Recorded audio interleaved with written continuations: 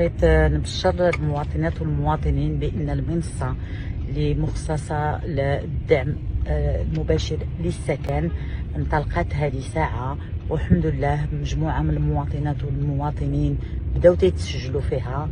أول مواطن تسجل من مدينة الراشدية، وتنتمناو لهذا البرنامج باش يدخل بالخير على المواطنات والمواطنين اللي مازال ما متملكينش، وتكون لهم فرصه باش يكسبوا السكن ديالهم. وكنت بغيت نخبركم بطريقه مباشره.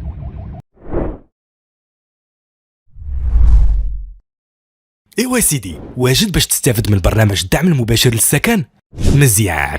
دابا دير شي براد ديال اتاي واجي نقول لك مراحل التسجيل في هذا البرنامج اللي تصايبت ليه بوابه الكترونيه دعم سكن بويما، واللي غادي تبدا نهار 2 يناير 2024 في 12 ديال النهار. اول حاجه خاصك ديرها منين تفتح رابط البوابه الالكترونيه دعم سكن بويما هي انك تكليكي على الزر اطلب الاستفاده من الدعم المباشر للسكن. غادي يطلعوا لك 2 ميساجات وافق عليهم بعينيك مغمضين. واحد كيعني انك موافق على ان معالجه المعطيات الشخصيه ديالك على منصه دعم سكن كتم وفقا للقانون 0809 المتعلق بحمايه الاشخاص الذاتيين تجاه معالجه المعطيات ذات الطابع الشخصي. والثاني كيعني انك موافق على شروط استخدام التطبيق هويتي الرقميه ديال المديريه العامه للامن الوطني. صافي عرفتي راسك علاش كتوافق، وراك راد معايا البال. يلا نكملوا. دابا غادي يبان عندك في الشاشه ديال الحاسوب رمز الاستجابه السريع QR كود. سكانيه في تليفونك بالتطبيق هويتي الرقميه، ولا ما كانش عندك هذا التطبيق في التليفون تقدر تيليشارجيه من جوجل بلاي ولا من اب ستور. ودابا غادي تتبع تعليمات هذا التطبيق من تليفونك، ومنين غادي يبان لك في الشاشه معلوماتك الشخصيه ضغط على الزر ووافق باش تاكد الهويه ديالك ويترسلوا المعلومات اللي دخلتي كاملين للمنصه الرقميه للدعم المباشر للسكن. المرحله الاولى من عمليه التسجيل دازت بنجاح. الخطوه الثانيه واللي هي سهله، غادي نفتحوا حساب في البوابه الالكترونيه دعم سكن بويما. دخل رقم التليفون ديالك، غادي يجيك ميساج فيه كود، كتب داك الكود هنا. هاد البلان غير باش نتاكدوا ان هذاك الرقم ديال التليفون ديالك ونقدروا نصيفطوا لك فيه معلومات وحنا هانيين. دابا اختار شي كلمه السر مود باس، ولكن عقل عليها وقيدها في شي بلاصه كتعرفها غير انت.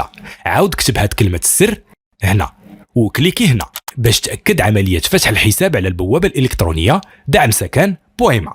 معلوماتك تسجلت بنجاح. حسابك اللي درتي في هذه المنصه عندنا، كلمه السر في الحفظ والصون. دابا وصلنا للخطوه الاخيره واللي هي ايداع الطلب ديال الدعم المباشر للسكن في البوابه الالكترونيه دعم سكن بويما. دخل هنا وعمر هذه الاستماره الخاصه بالموقع الجغرافي ديال السكن اللي عولتي تشري. حدد الجهه، الاقليم او العماله اللي تابع لهم هذا السكن.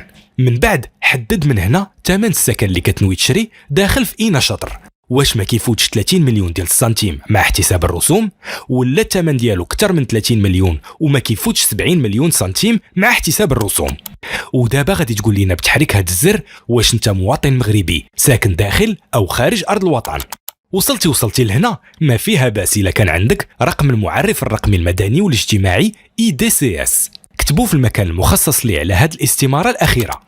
منين سالينا عمليه التسجيل في البوابه الالكترونيه غادي تبان لك واحد الرساله في الشاشه كتاكد لك انه تم ارسال الطلب ديالك بنجاح، وان الجواب على الطلب ديالك غادي يتم في مده ما كتعداش 7 ايام، غير على ما يتم التحقق من شروط الاستحقاق واللي كتم بالتنسيق مع مجموعه من الشركاء.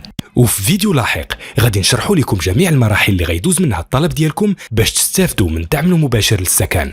هذا الدعم كتشرف عليه وزاره اعداد التراب الوطني والتعمير والاسكان وسياسه. انا ما تنسونيش الدراري مشي لايك ولا اشتراك باش ندبرت انا فلوس شويه ونشريت انا معاكم شي دار اخوتي، عاونوني باشتراك.